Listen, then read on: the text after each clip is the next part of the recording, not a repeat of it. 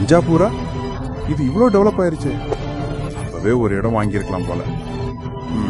போச்சு. என்னப்பா இது?